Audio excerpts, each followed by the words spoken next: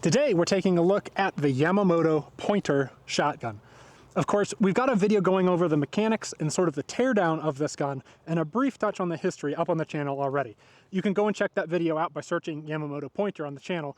There should only be one other video that comes up. But this is the Pointer Auto. Now, this thing, as mentioned in that video, we'll try and avoid reiterating too many things, but it's just an Auto 5 that's cheaper and worse made in about every way possible. Generally poorer foot to fit together. The matting on the rib is just done by like a single point end mill that they turned the power feed on that just went all the way along the top of the rib. It is effective, right? Don't get me wrong. Most of the things done on this gun don't prevent it from working well. But everything on it just sort of signals, I was made cheaply, I was made poorly. My makers didn't really care that much about me. All the way down to most of these that I've seen have missing front sights, and somebody just replaced this one with a cheese head screw. And all of that said, I went and took this gun, even though it's got a full choke, I went and took this gun and shot around a skeet with it, and I broke a 22. Unbelievable for a full choke gun, especially for me, because I'm not that good at it. This thing just did really well in my hands. So we'll see here today with our target how I'll actually perform with it. But generally what we're just trying to get a feel for is the fact that despite what people say online, these guns are reliable. The couple that I've got data on anyway, they are reliable. This one for me has been very reliable. They are durable enough, they hold up well, they shoot good, it's possible to shoot good with them. But despite that, they're just kind of rough around the edges. Loading them doesn't feel smooth, working on, operating, manipulating them just doesn't feel all that smooth, at least not compared to its Belgian counterpart. But with all that talking aside, we're going to start here with some AA heavy loads. These are 1 1/8 ounce at 1200 foot per second. Sort of your typical 3-dram heavy target. It's a in trap, this is known as a handicap load because it does make shooting a little bit easier because you've got good velocity and a little bit more lead than in a typical 1 ounce load. But we will go ahead and shoot a couple of targets with this thing. The thing to remember, of course, we're shooting targets that are pretty close. The reason for this is so that you, the viewer's viewing experience, is prioritized over me having maybe harder or more interesting targets. Because if I go and put a trap thrower out there, it's going to be a lot harder for you guys to see it, even though the target may be more challenging or give you a better idea of how the gun works on more challenging targets. You guys won't be able to see it, and so I don't think that's any good for you. So we will have close targets, and then that also makes it so hopefully I don't have to make as many excuses for why I miss as often as I do. So with that said, we've got our gun loaded up here with our heavy loads, our friction system set up for heavy loads, and as I recall, this gun isn't, it's not the least smooth Auto 5 I have, but it's also not the most smooth Auto 5 that I have. We'll go ahead and get this thing shouldered up and then see how it does. I guess one other thing I do want to comment on is, here's my excuses out of the way early. This stock is way too short for me. Typical of these Japanese shotguns is the stocks are too short and the combs are too high, at least for my liking. But I'll smash my face down on it and persevere. All right, I think I shot ahead of that.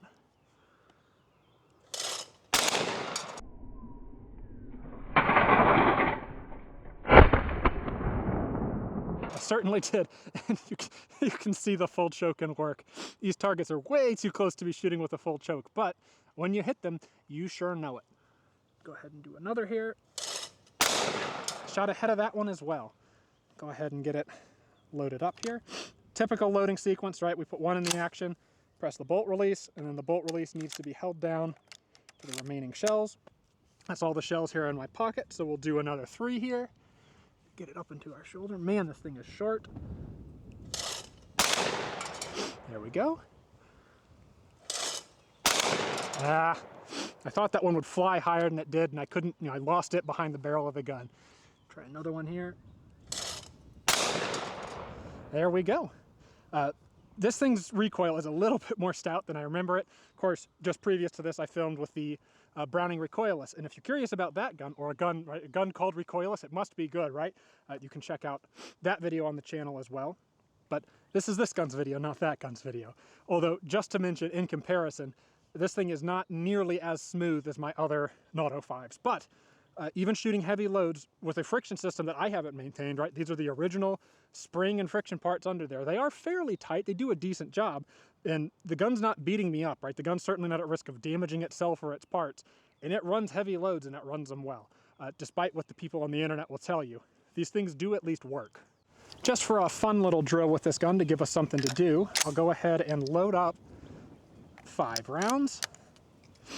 And I do want to emphasize the loading on this thing just sort of feels crunchy compared to anything else. But with those 5 rounds, I think we'll just do a mix of shooting with the gun low, starting with the gun in our shoulder, and just sort of see how it does. And as we're getting ready to do this, my excuse out of the way, the stock is so short, I don't think I'm going to be able to throw this in my shoulder very fast at all. But let's find out. Definitely jumped the gun on getting it to my shoulder, but now I have an idea what that's like. I will start with the gun down and keep it there until I see the bird.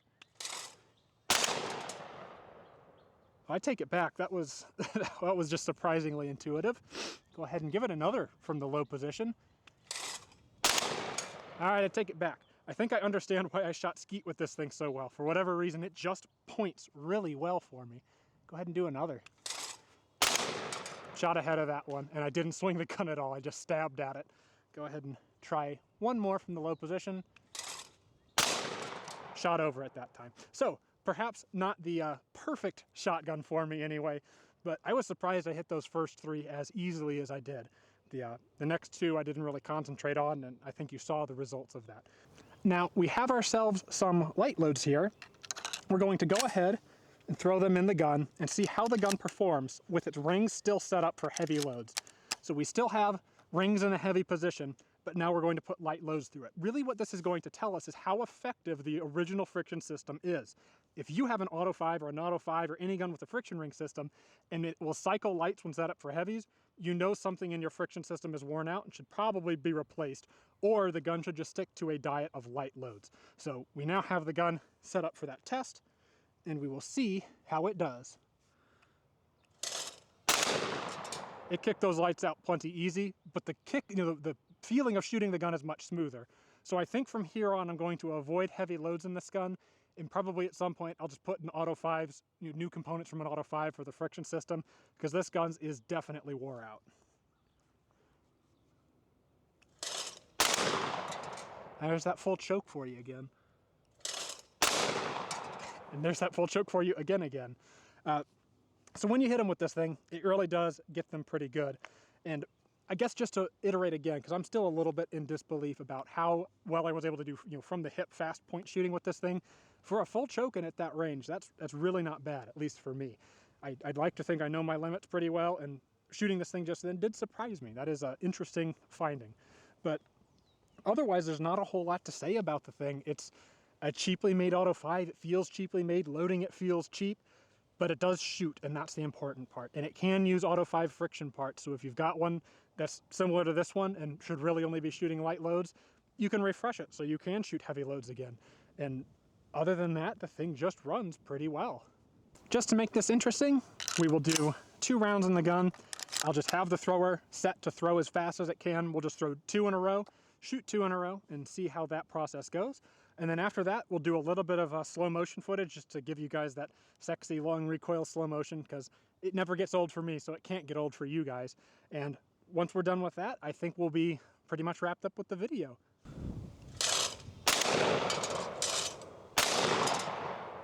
That first one, I can tell you, I shot ahead of it. Easy to do, especially when your bead is like probably twice as wide, and the bead is almost the width of the rib with that silly screw out there. But that's pretty much it. We'll do a little bit of slow motion and send you guys on your way.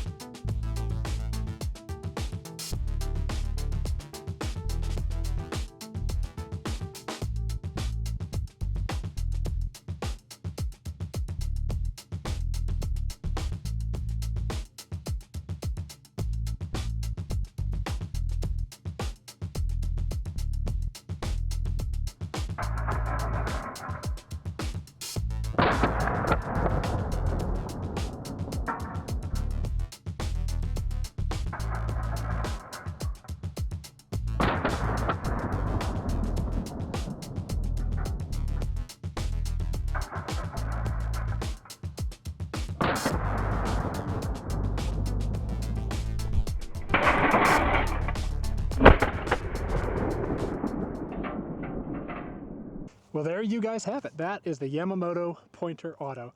It's a decent shotgun, and that's really the most positive thing I can say about it. It did run reliably for us today, as it has continued to for me. That said, I know other people who have these where they don't run terribly reliably. So it's one of those buyer beware things, but certainly the people out there saying that they're like useless pieces of crap, they're just wrong. They're at least slightly better than that. And that is the thought that I will leave everybody with. If you like this video, if you like this sort of video, or you like other sorts of video that I make, I've got a Patreon. You can go and support me there. Support makes the videos come more often. That's basically what I have to say about that. I hope you guys enjoy the videos, and I hope to see you next time where we'll be looking at something. It might be the Browning recoilless. I'm not entirely sure at this point, but until then, I'll see you guys next time.